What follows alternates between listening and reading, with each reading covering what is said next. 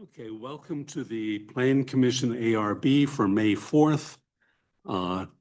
There's no one here but the applicants, so we don't have to turn off cell phones.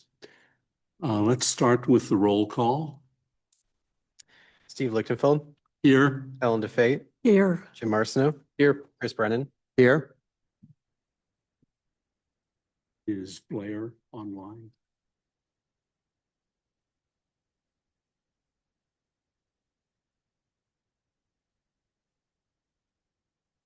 Yeah, we're fine. Okay, we do have minutes from the regular meeting of March 30th. Are there any changes?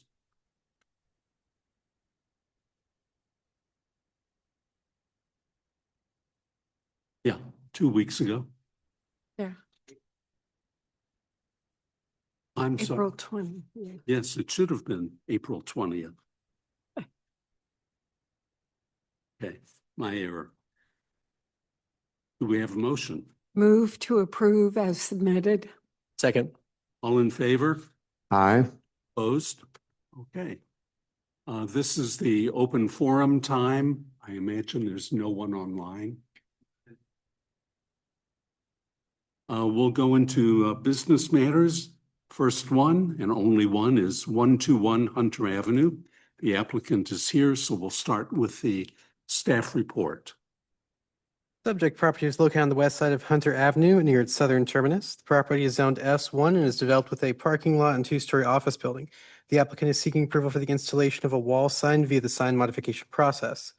The sign is proposed to be located on the west side of the southern facing facade, just below the roof line. Section 425030A states the following.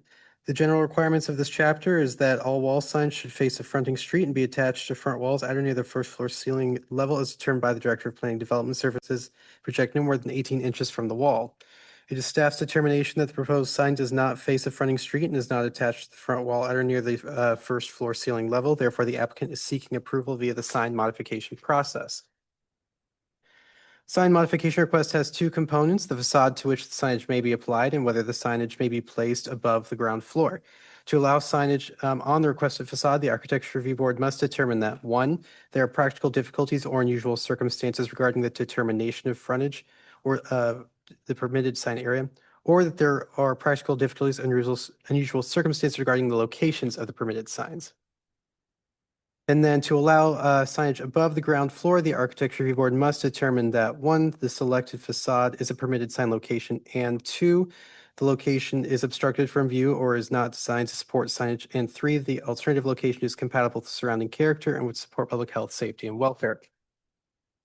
Staff have determined the following from their analysis. 1, there are no practical difficulties or unusual circumstances regarding the determination of frontage, which staff have determined to be the facade along Hunter Avenue. 2, there are no practical difficulties or unusual circumstances regarding the fronting facade, which would compel the sign to otherwise be moved to a new location.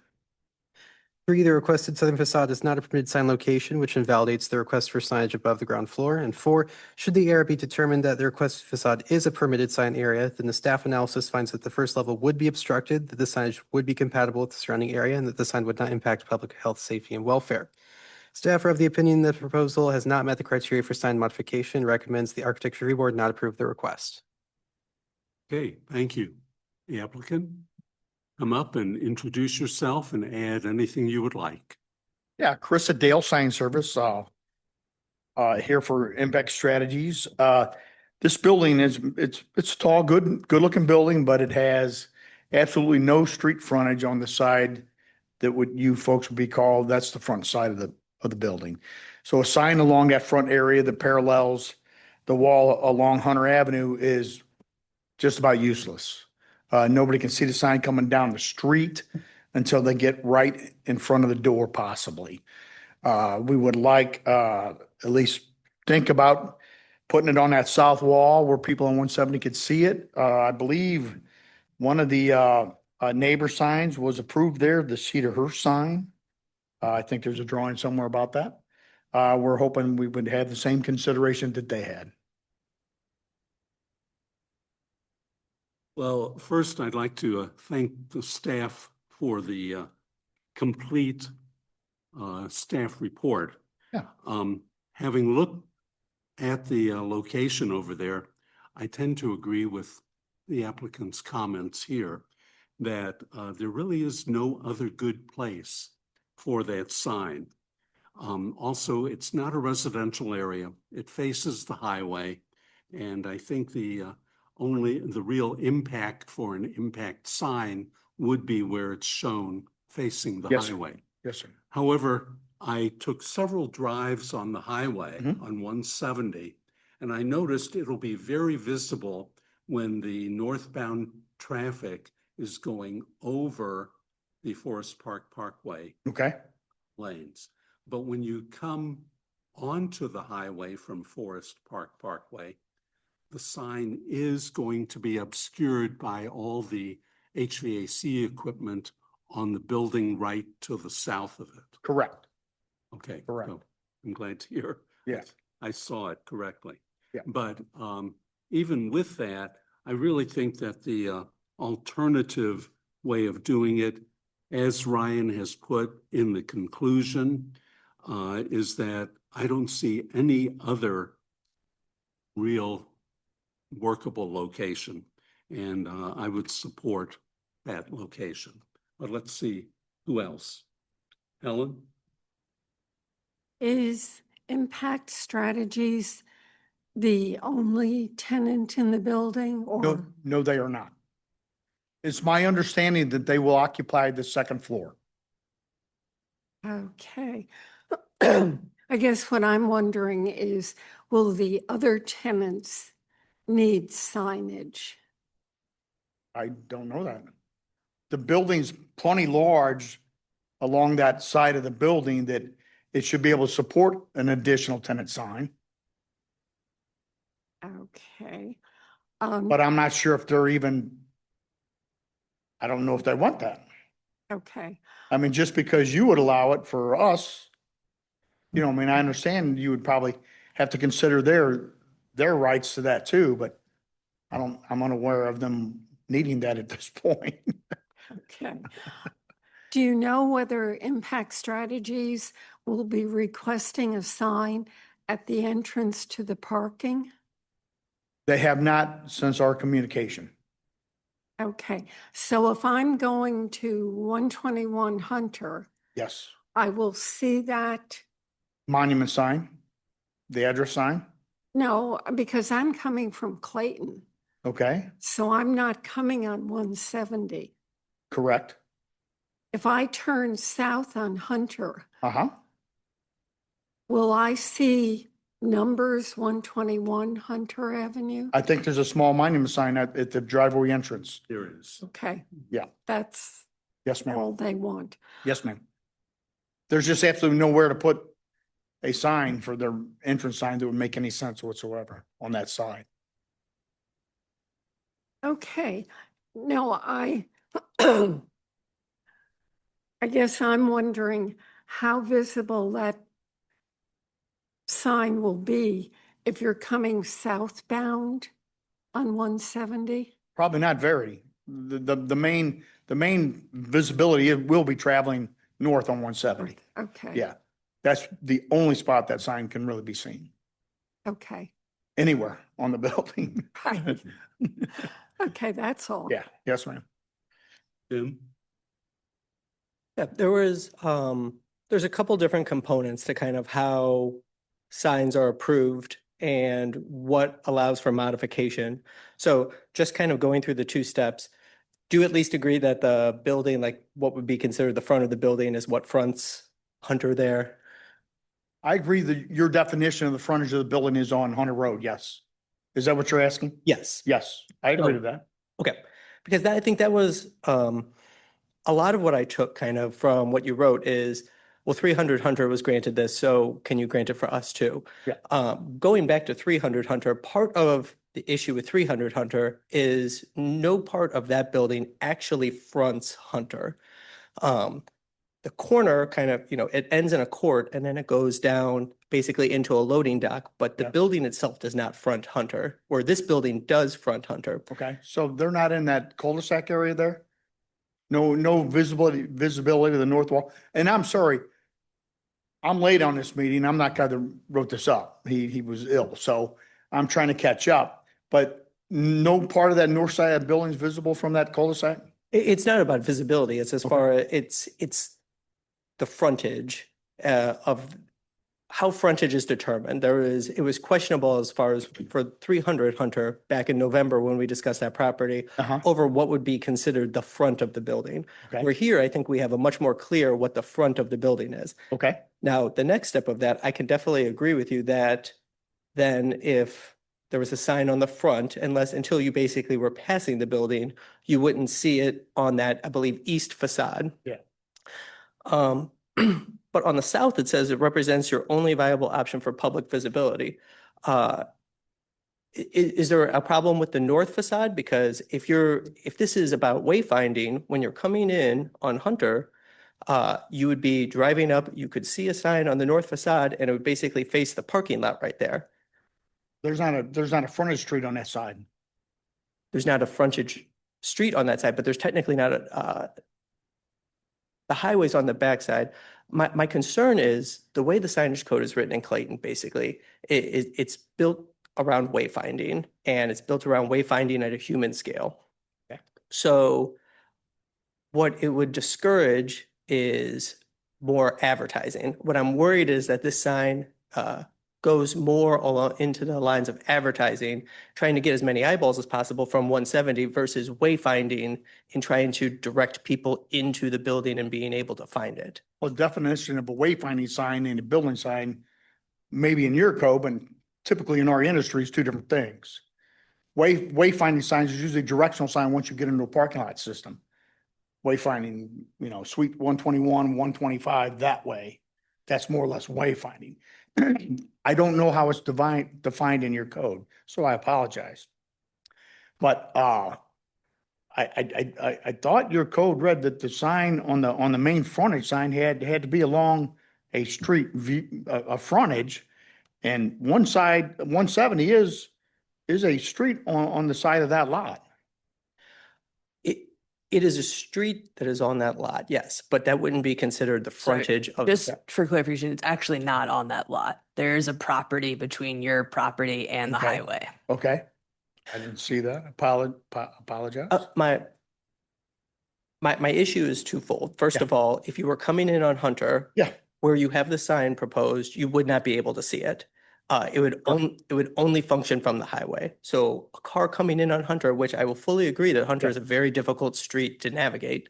And I believe we've had 3 different projects there in the last 6 months. So I think we're all familiar with it. Yeah.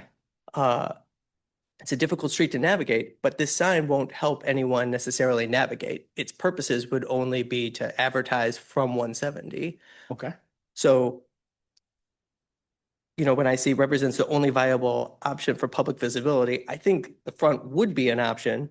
And then I think also the north would be an option as far as directing people into that parking lot, much more so than the south, which would only represent being able to just see it from 170. Okay.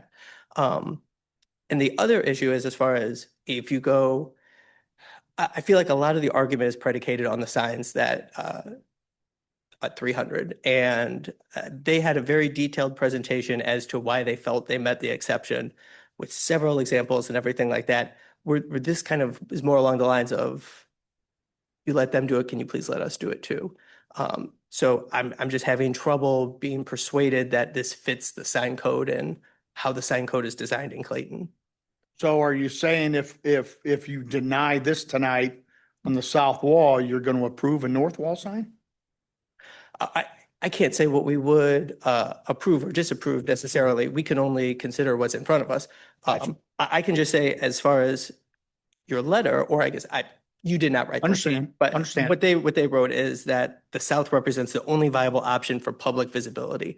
And if we're looking as far as someone driving down Hunter to try and find the building, I believe multiple other options exist for visibility. I don't believe that this is the only option for visibility. And if the main point of this is to direct people into the building, I don't believe a southern facing sign is the most effective way to do that. Where if we're talking about just trying to advertise and get the most eyeballs on it, I would agree second floor south. But if you go back, and these meetings are all on YouTube too. If you go back to that 300 Hunter building and review it, it's, I know there was even concern at the time as far as the way the sign code is written about it being a slippery slope where, oh, well, if we approve this one, will others fall behind it? It's coming down the line, right? And here we are. So I think it's very important to closely look at how the sign code's written, what the point of the sign code is in the sense of the sign code at least is written for more wayfinding on a human scale versus advertising on a larger scale. And analyze if this fits the two steps of the city. And I believe by the reading, I don't think it does to my reading. Appreciate that. Chris? I didn't see on whether this sign would be lit at night, correct? Yes, sir. This is an illuminated sign. I tend to agree with Jim. I hadn't considered the fact of the advertising versus wayfinding, but I think that does play a significant role. And I would be more inclined to approve something that is on the south side since you're going down Hunter Avenue and seeing it there. My concern more stemmed from whether we had any applicants that are already in this building try to get a sign prior. And I couldn't find anything just in an initial search. But I don't know if any of the prior tenants, it feels like we are opening a can of worms, that if we do approve this one, then whatever other tenants are in there are going to say, well, we'd like to have one in there too. And it looks like there's 3 other tenants in that building. Okay. But who knows? I think this one does fall under advertising as opposed to wayfinding. And in the case of not really being sure myself, I'd go with the staff recommendation, which in this case would not be to approve the sign. Okay. Anybody online? Blair did join us online. You let her in? Yeah, I'm here. Thank you. I'm sorry about the failed Zoom. I would agree with the rest of the board. I feel like this is more advertising than it is wayfinding, and I don't see I don't see us.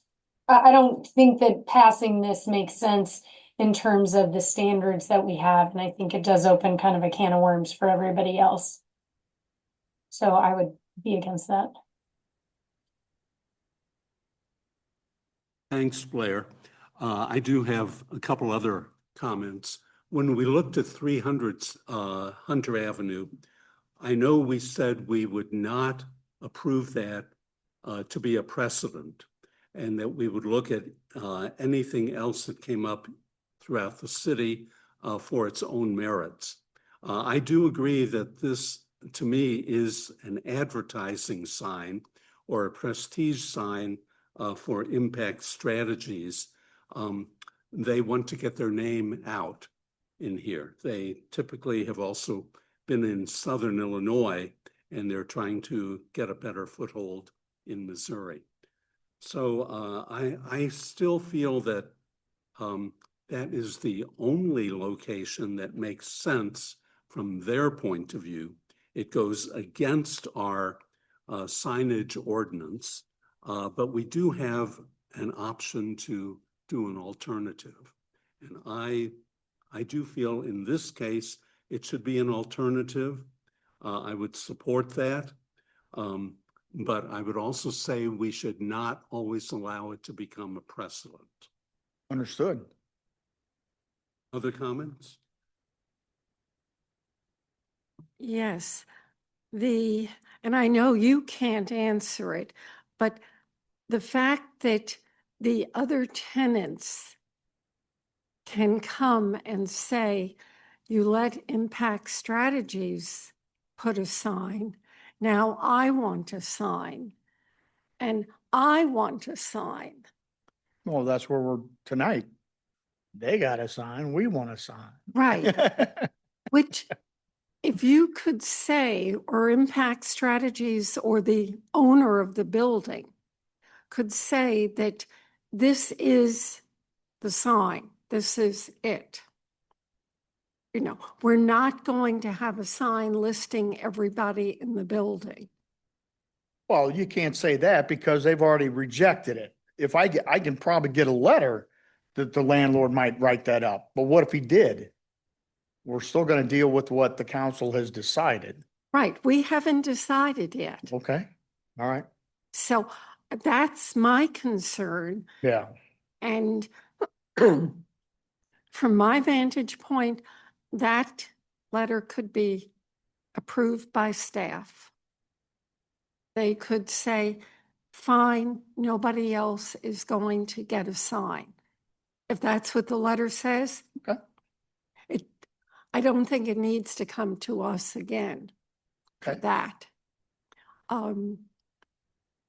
So if staff approved that letter, you would be fine with this? Yeah, if you Okay. have a letter that says, this is it. Okay. But right now, Helen, yeah,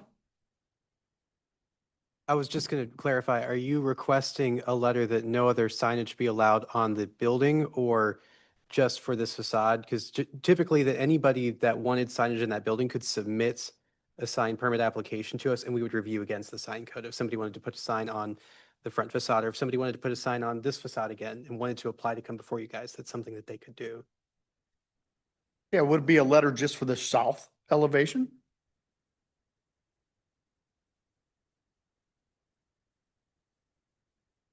yeah, that would be fine. Rest of you folks? My concern is that we'll get, impact strategies, XYZ labs, and LMNOP stores, a whole slew of signs one after another. And the argument will be, will you let impact strategies? If additional signs are anticipated, then I would like to see them. If we're making an exception here and allowing it on the south facade. Brian, does that? I might defer to Stephanie here. Yeah, I think, well, there's going to be an issue with that, even if the landlord submitted a letter saying nobody else can have a sign on that facade. He could probably deal with that as far as a landlord-tenant matter. But if a party petitions the government and applies for an application, you're still going to have to consider that under the same standards that you've got now. You can't just say, well, we had received this letter saying that nobody else was going to make an application. If someone, files their petition with the government, you're going to have to consider it.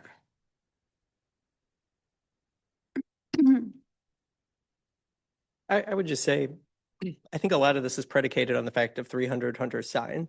And I think if you looked at the fact pattern of both buildings, they're different in the sense of 300 Hunter does not have frontage on Hunter.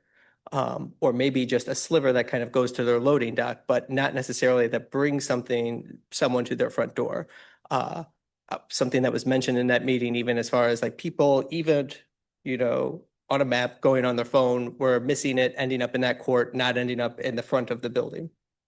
Where, and by not technically having frontage on Hunter, that satisfies the first part of the sign code, to at which point it goes to the second part of the sign code as far as where that sign makes sense.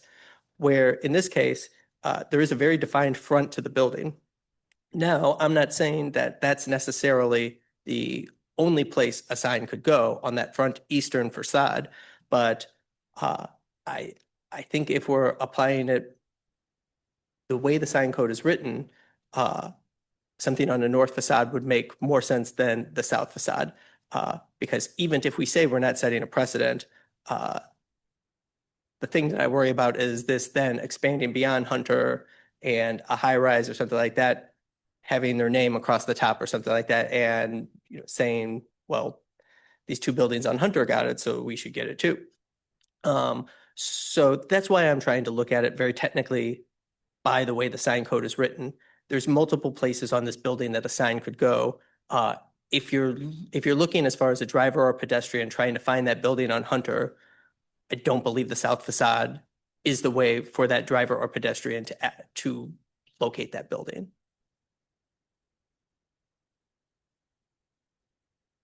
I'm a sign guy, so whole idea is get the customer sign out to see it. There's no reason to put up a sign if you can't see it. I mean, it's a waste of the customer's money. You go to put a sign on the front of that building out just above the entry on the first floor. That sign won't be seen by anybody.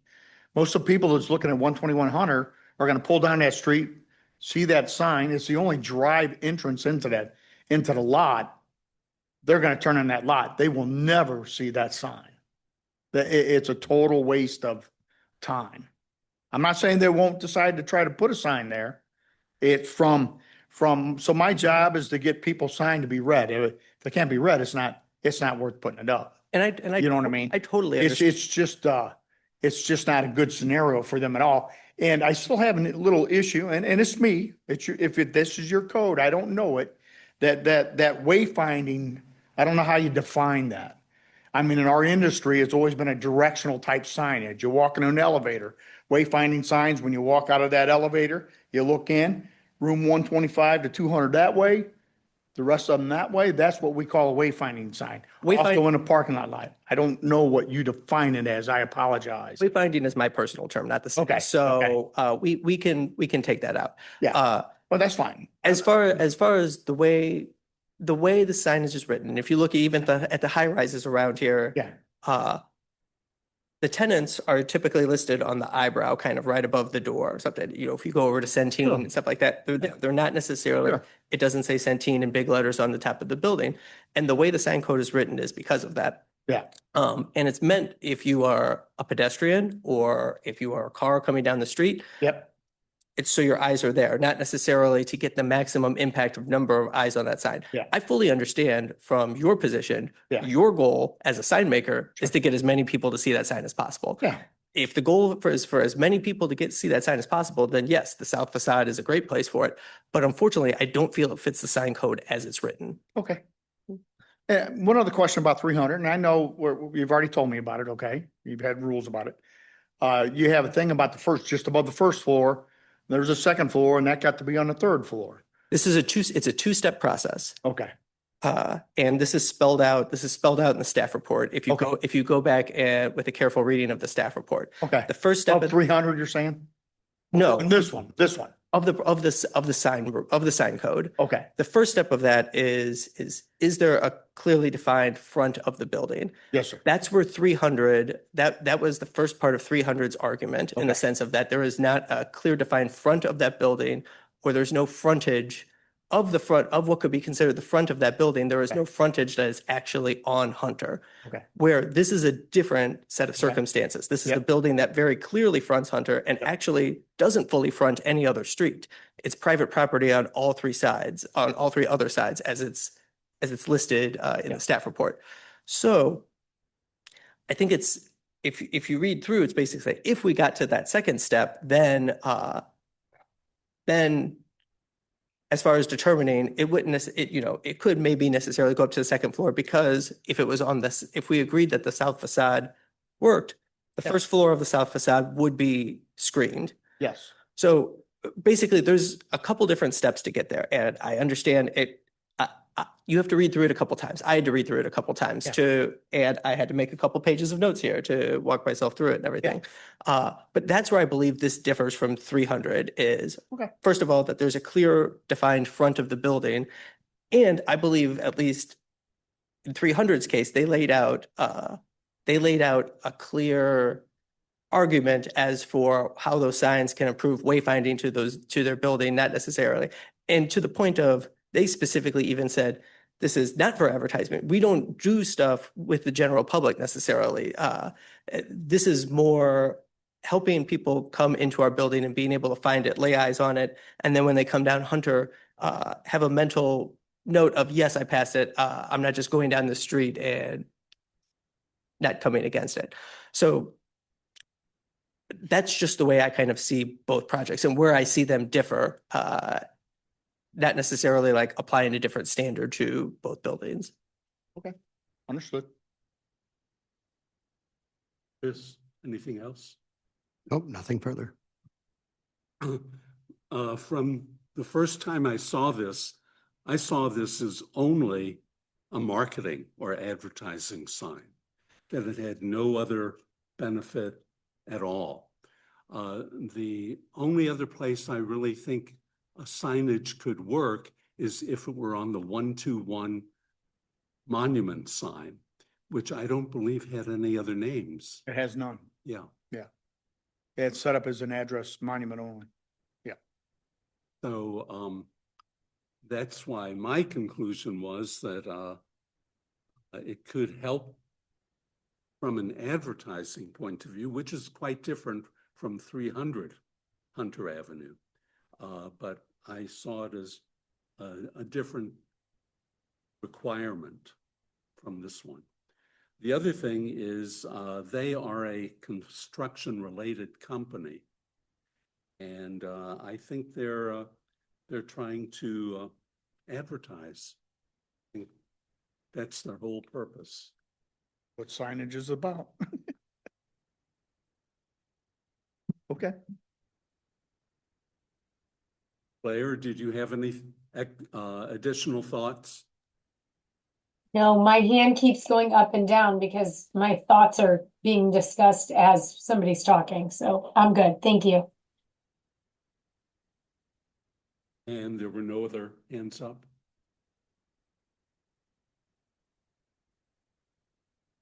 Any further comments? From you? No, sir. Okay. Well, we do have a motion.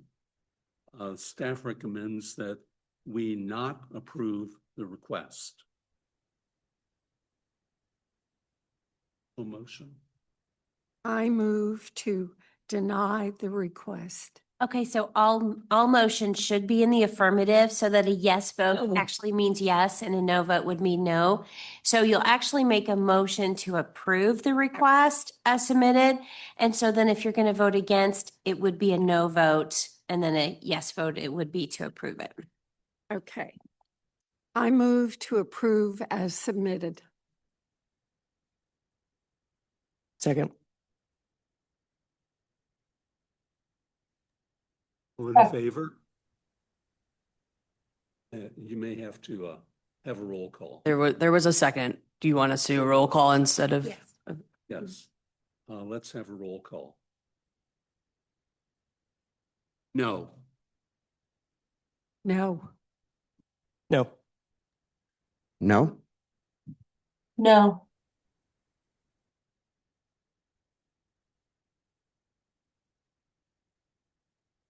So the way it was written, Stephanie, was to approve the staff recommendation. Right, Ryan, yeah. Yes.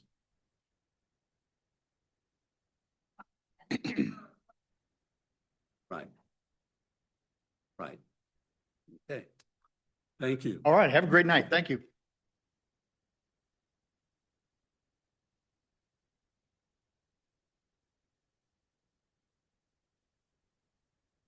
Clarify for the record, since I did have my microphone off, it was, there were no votes in favor.